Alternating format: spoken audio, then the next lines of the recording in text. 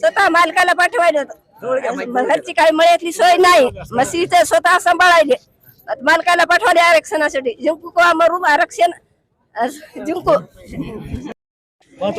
हे आमचे आता सारी मंडळी जाऊन आझाद मैदानावर आंदोलन उपोषण करणार आहेत, तिथे जाऊन बसायलेत.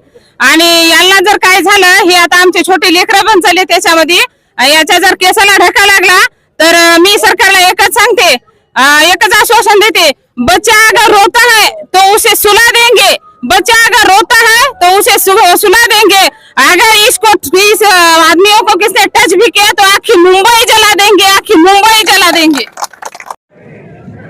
मी गजानन इंगोले जयजाऊ मनोज जरांगे पाटलांच्या आदेशाप्रमाणे कुरुंदा गावातील 400-500 मावळे अंतराळी सराटीकडे मुंबईकडे जाण्यासाठी मराठा पदयात्रेमध्ये सहभागी झालेले आहेत.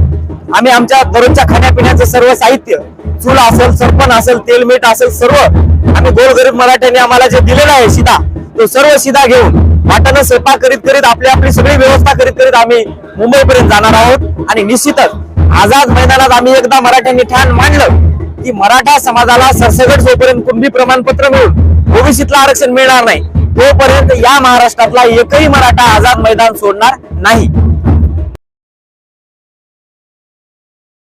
जिजाऊंच्या लेकरांनो, शिवाजीच्या मावळ्यानो, जिंकू किंवा मरू, मराठाच्या आरक्षणासाठी लढू.